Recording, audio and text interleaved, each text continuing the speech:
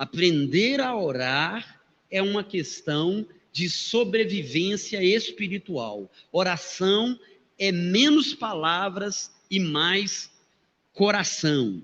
E aí nós vamos falar um pouco hoje sobre a oração de intercessão. O que é a oração de intercessão e quais os exemplos que nós encontramos nas Escrituras de oração de intercessão. Olha aí, interceder é o mesmo que colocar-se numa brecha por alguém ou por alguma causa. E é interessante que as Escrituras mostram, tanto em Isaías 59, como em Ezequiel. Olha aí na sua Bíblia, Ezequiel capítulo 22, versículo 30. Busquei entre eles um homem que tapasse o muro e se colocasse na brecha perante mim, a favor dessa terra, para que eu não a destruísse, mas a ninguém achei. Ezequiel capítulo 22, versículo 30. A ideia da intercessão é aquela ideia da função sacerdotal, o ofício do sacerdote, porque o sacerdote tinha que ir diante de Deus para levar diante de Deus as demandas do povo, né? A confissão de pecado, o holocausto, o sacrifício, e tinha um local que somente o sacerdote, o sumo sacerdote, poderia adentrar. O povo não podia entrar ali, mas eles então se apresentavam diante de Deus. Esse sacerdote se apresenta diante de Deus em favor do povo. Essa é a ideia da intercessão. É claro que nós não temos hoje essa figura de um sacerdote, porque Jesus, ao vir, né, ao se encarnar como Deus homem, né, ele veio e ele então cumpriu os 3 ofícios que mantém, né, o tripé que mantém toda a lei e os profetas, né, todo o Antigo Testamento, o ofício de profeta, de sacerdote e rei. Ele é o sumo sacerdote, ele é o rei dos reis, ele é o profeta por excelência. Então, esses ofícios foram tornados plenos, né? Não foram extintos, foram concluídos. Os ofícios humanos, no sentido da lei do Antigo Testamento, foi concluído em Jesus, porque nele está todo o Antigo Testamento, toda a lei, todo o sacrifício sacerdotal, toda a referência de Levítico, Número, Deuteronômio, quanto ao tratamento de Deus com o seu povo. Então, o que nós entendemos? Quando a gente encontra nas Escrituras, por exemplo, em 1 Pedro 2,9 diz assim: vós, porém, sois nação santa, raça eleita, sacerdócio real. Olha só, lá em Apocalipse diz que ele nos fez reino e sacerdotes. E nós então temos essa incumbência, né? Porque o véu se rasgou, o véu do templo se rasgou de alto a baixo, do céu à terra, né? Isso é simbólico também. Não foi da terra para o céu, foi do alto a baixo. O véu se rasgou, abriu, e agora nós temos acesso à presença de Deus pela obra perfeita de Cristo. Então nós estamos nesse lugar, né, de intercessores.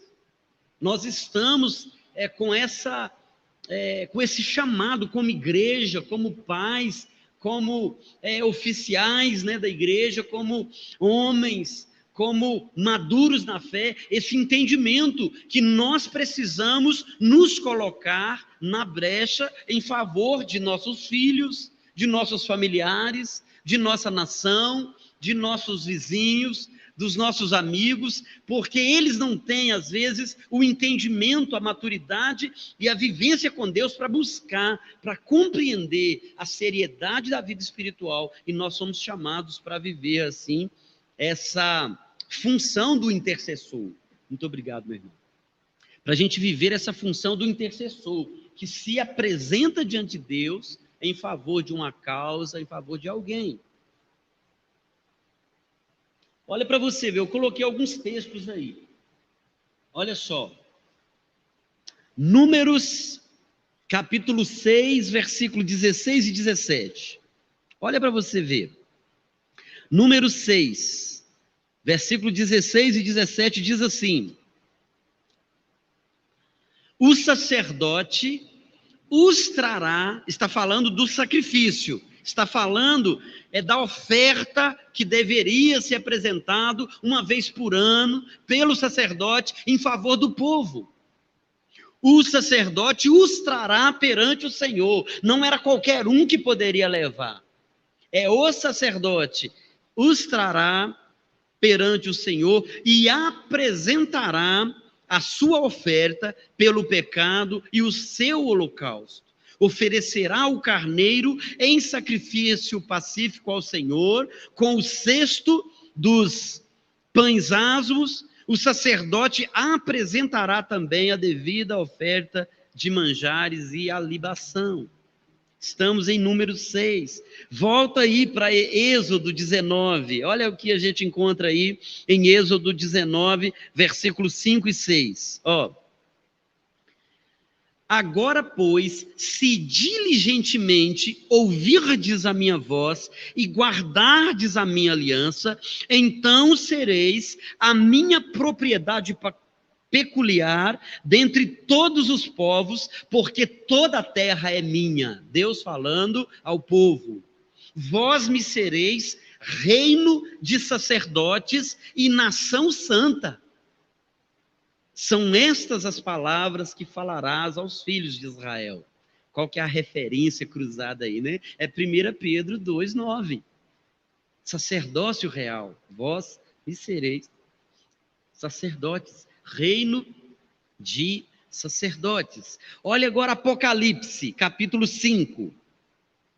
Olha só, como é bom a gente estudar, irmãos, essa palavra. Olha, no capítulo 5, esse texto a gente leu também, quando a gente estava nesse ponto sobre a oração, sobre a adoração. Olha no capítulo 5, no versículo 9 e 10, entoavam um novo cântico dizendo... Apocalipse 5, 9.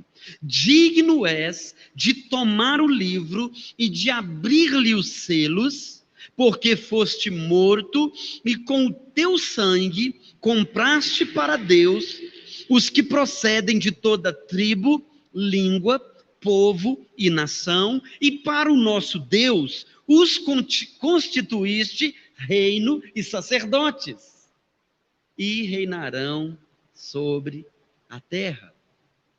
O chamado de Deus para a igreja é um chamado sacerdotal.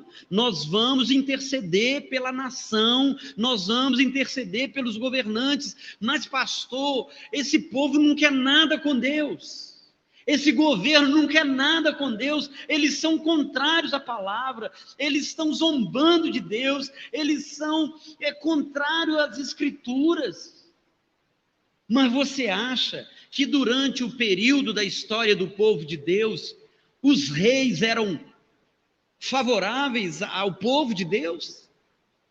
Não. Pelo contrário, a gente vai encontrar tanta opressão, tanta escravidão, tanta idolatria, tanta perseguição contra os cristãos, mas Deus nunca retirou essa palavra: ora pelos governantes, intercede por aqueles que estão investidos de autoridade, clama a mim e responder-te-ei, Jeremias 33, 3, né? Invoca-me e te responderei, clama a mim, buscai o Senhor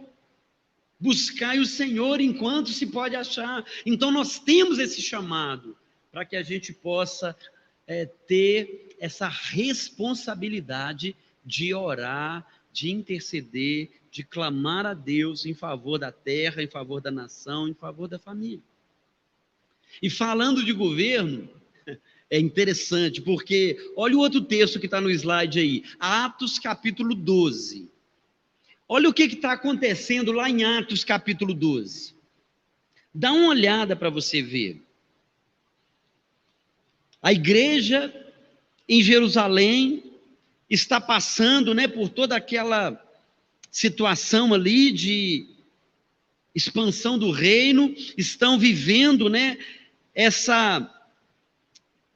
esse transbordar, né, do Espírito na vida deles, estão cheios do Espírito Santo, eles receberam essa palavra, né, recebereis poder ao descer sobre vós o Espírito Santo e sereis minhas testemunhas, tanto em Jerusalém como Judéia, Samaria. No capítulo 12, tá aí, ó, Herodes persegue a Tiago e a Pedro. Herodes, por aquele tempo, mandou prender alguns da igreja para os maltratar. Eu acho que isso ainda não está acontecendo conosco. A gente tem dificuldade de orar pelos governantes. Olha isso aqui, ó. Mandou prender alguns da igreja para os maltratar, fazendo passar a fio da espada a Tiago, irmão de João. Olha só, não é maltratar, não é só deixar sem comida, dar uma chicotada, não. Matou, de cara ele já matou o Tiago, irmão de João. Vendo ser isso agradável aos judeus, prosseguiu prendendo também a Pedro, e era o dia dos pães asmos.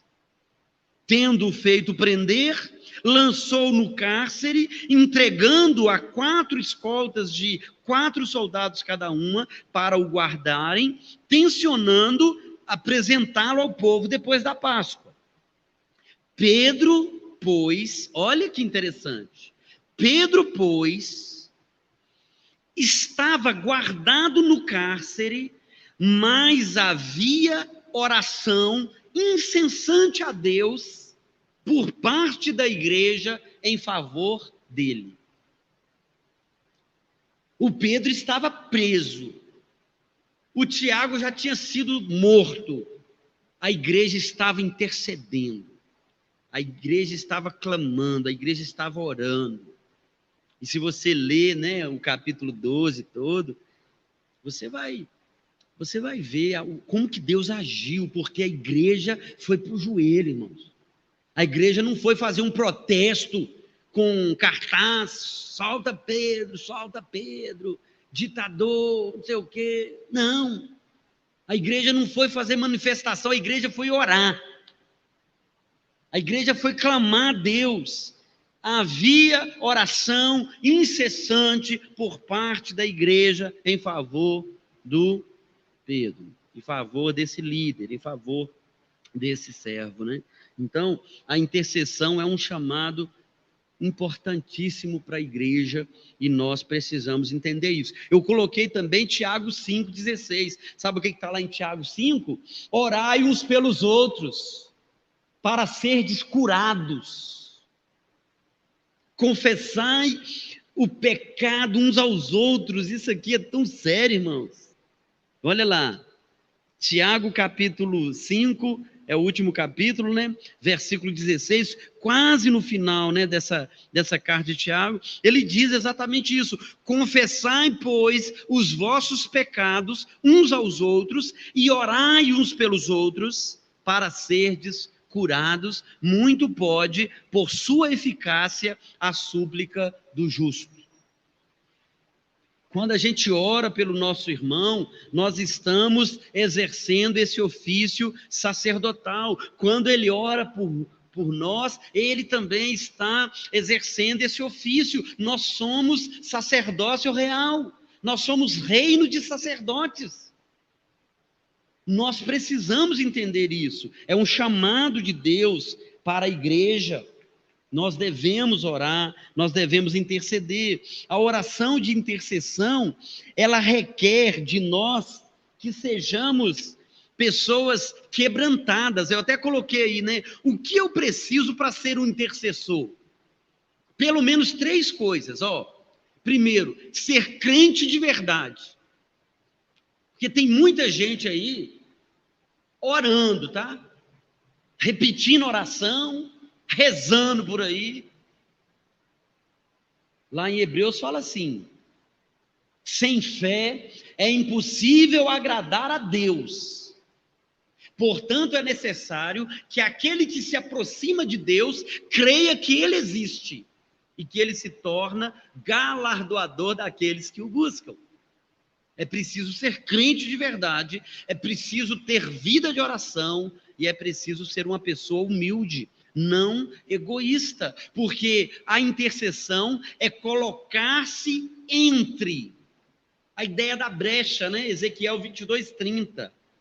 É colocar-se entre, ou seja, o intercessor é aquele que se coloca entre Deus e o necessitado, entre Deus e o enfermo, entre Deus e aquele que está escravo, né, aprisionado por causa de uma situação. Então, você entra em oração pela pessoa, você coloca ela diante de Deus, você então se coloca numa brecha, né, em favor daquela pessoa. Ó, nós precisamos aprender isso, viu? Aprender a interceder, a orar, a clamar a Deus em favor uns dos outros. A gente precisa desenvolver essa graça. Por quê? Nós estamos falando sobre o conteúdo da oração, nós falamos sobre adoração, nós falamos sobre confissão, nós estamos falando sobre intercessão. O próximo conteúdo que a gente vai entender que a oração tem, né, ou a gente encontra na oração, é a petição. E às vezes, a gente é bom para pedir, quando é para nós. A intercessão é uma petição para o outro. É quando a gente para de olhar aquilo que eu quero e preciso e começa a olhar aquilo que meu irmão necessita. É por isso que o intercessor ele tem uma compaixão no coração para interceder, um peso que leva ele a chorar com aquele que chora, né? A clamar a Deus quando ele encontra alguém numa situação de sofrimento, ele se lança diante de Deus e ele clama, ele ora nas madrugadas, ele anota para não esquecer, ele põe relógio para despertar, e ele está sempre orando, e quando ele encontra uma pessoa, ele fala, eu estou orando pela sua vida, sabe, e a pessoa fala, na hora mesmo, Deus tem me abençoado, meu filho está melhor, graças a Deus minha saúde melhorou. Ou seja, a gente precisa não apenas interceder, mas buscar esse testemunho, né? Porque quando a gente ora, Deus age. E depois vem as notícias, né? Hoje o Robson falou comigo, assim, com alegria no coração, pastor, lembra que eu pedi o senhor para orar pelo meu irmão? Ele estava num processo, né, para um emprego, e ele foi chamado, pastor, todo alegre, né? Eu estou doido para conhecer o Ricardinho, que é o irmão do Robson, né? E ele falando com alegria que Deus ouviu. E Deus ouve, irmãos. Esses dias o Nivaldo contou, né, de uma pessoa que tinha o sonho de engravidar, né, e ele orou. E depois chegou a notícia, está grávida. Não é o Nivaldo, não é o pastor, não é aquele que ora, mas é Deus que age. Deus escolheu agir por meio da oração. A oração não muda Deus, mas a oração está dentro de uma contingência de ação. Deus determinou agir através da oração. É por isso que desde o início nós vamos encontrar os homens de Deus em oração, clamando a Deus, né, pelas esposas, como foi Jacó orando pela esposa, o Isaac orando pela Rebeca. A gente vai encontrar os homens de Deus, as mulheres de Deus orando. E Deus respondendo. Diz a palavra lá em Tiago que Elias era um homem igual cada um de nós, sujeito às mesmas tentações, né? e diz que ele orou. Olha só. Elias era homem semelhante a nós. Tiago, capítulo 5, versículo 17. Sujeito aos mesmos sentimentos e orou com instância, ou seja, perseverança, para que não chovesse sobre a terra, e por 3 anos e 6 meses não choveu. E orou de novo, e o céu deu chuva, e a terra fez germinar os seus frutos. A gente lê lá, né, na história do povo de Deus, Josué orou e o sol parou. Enquanto estava ali na batalha, o sol parou no céu, né? Olha só, irmãos. Porque Deus ouviu a oração. Então, nós precisamos orar. E a petição, nessa oração de petição, ela é um prazer de Deus. Qual dentre vós é o filho que, se o pai lhe pedir um pão, o pai vai dar uma pedra? Lembra dessa passagem? Que se o pai pedir um ovo, o menino vai receber um escorpião. Se vós, aí Jesus diz, né?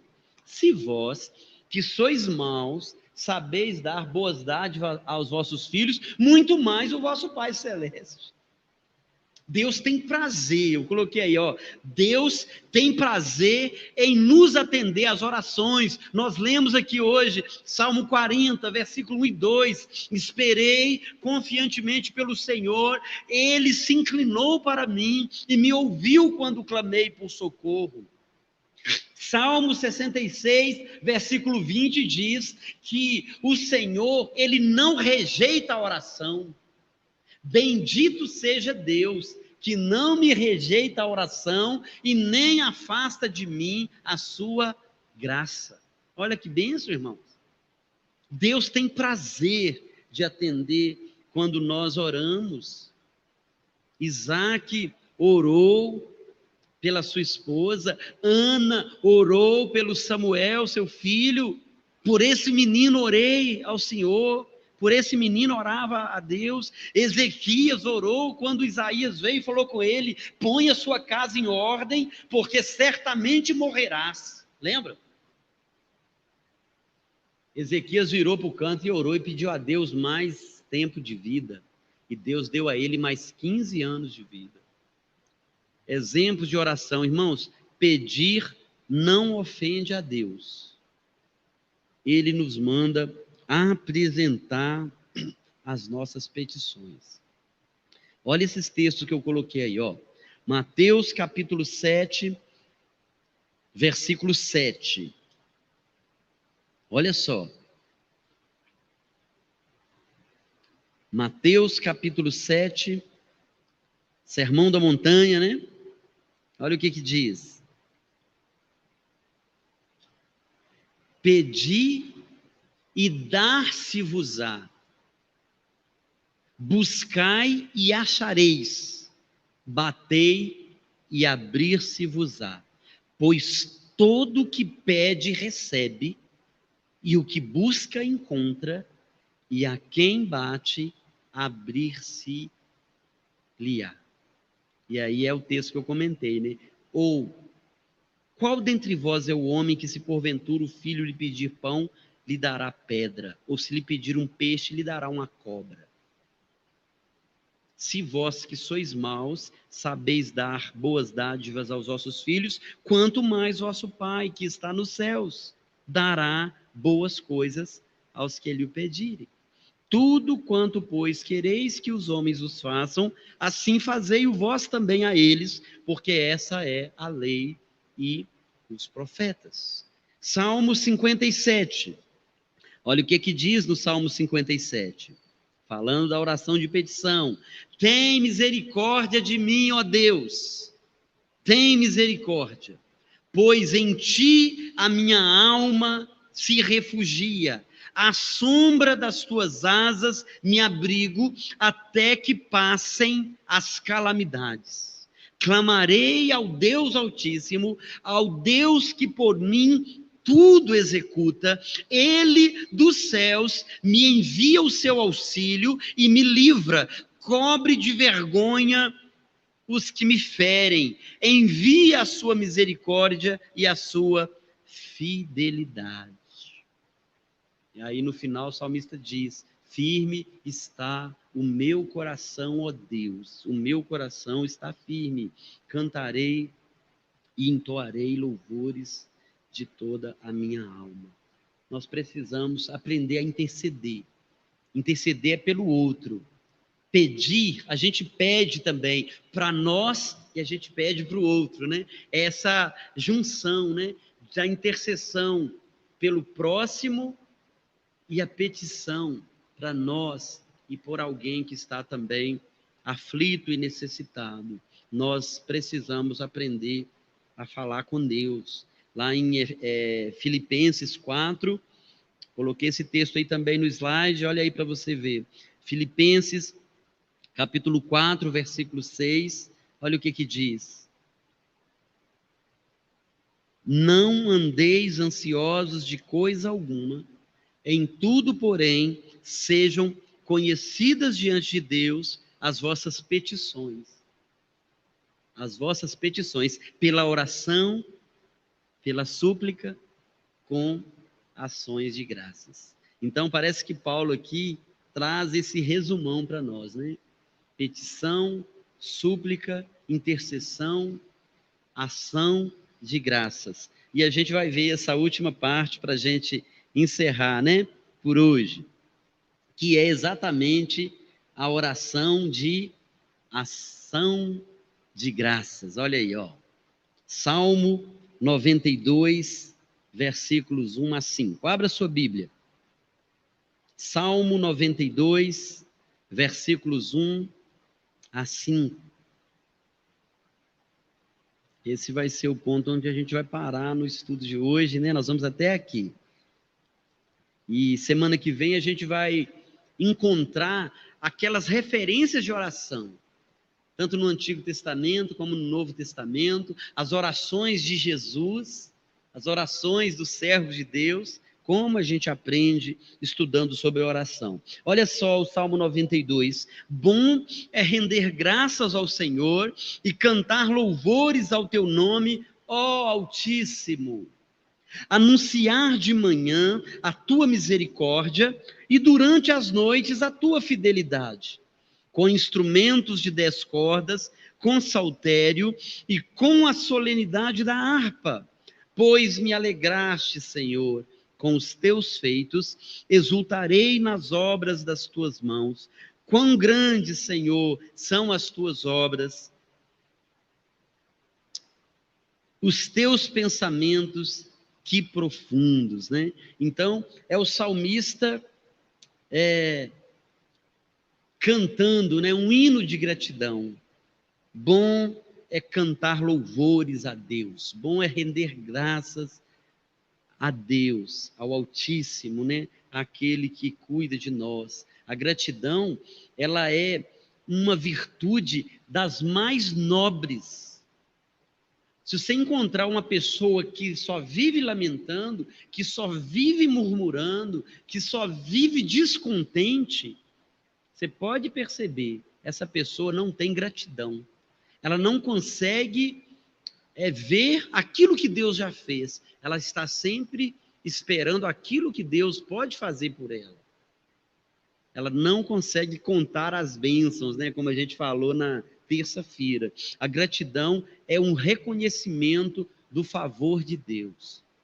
Bom é render graças ao Senhor e cantar louvores ao teu nome, ó Altíssimo. Anunciar o que Deus já fez, né? Anunciar de manhã a misericórdia do Senhor e durante as noites a fidelidade do Senhor.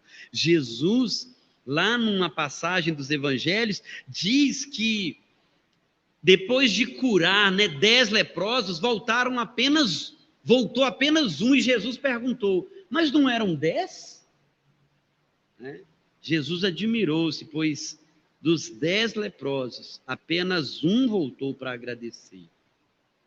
E aí eu fico pensando, né? Será que nós teríamos voltado, porque às vezes as pessoas estão atrás de uma bênção.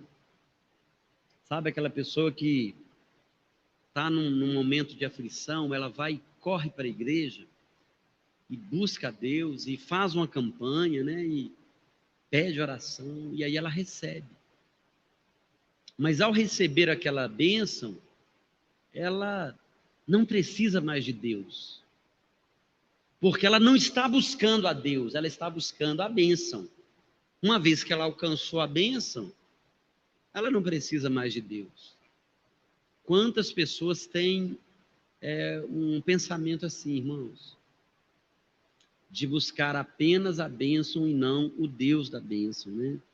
Vamos ler esse texto de Lucas 17 para a gente encerrar, porque ele nos faz pensar nessa realidade, né? Jesus estava de caminho para Jerusalém, Lucas 17, versículo 11. Abra sua Bíblia.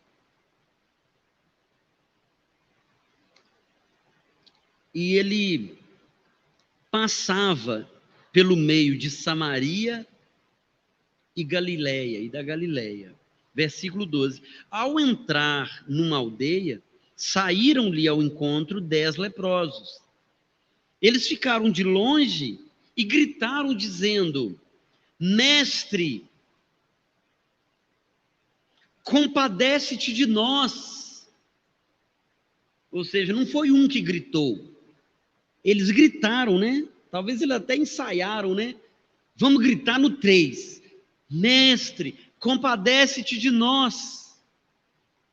Ao vê-los, versículo 14, Jesus disse-lhes: Ide e mostrai-vos aos sacerdotes. Olha a figura do sacerdote. Aconteceu que, indo eles, foram purificados.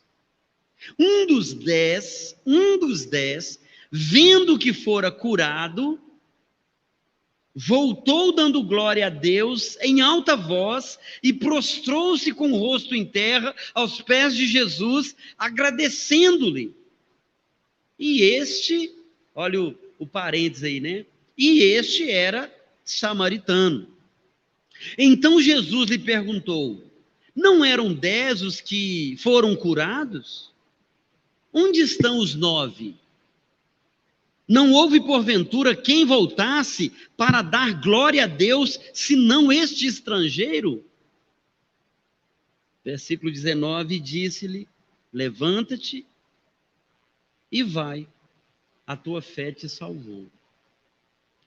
É aqui um retrato, né, de como o ser humano quer lidar com Deus.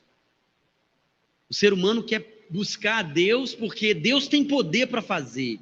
A hora que ele acessa o poder e Deus faz, não preciso mais de Deus. Eu já ganhei o que eu precisava.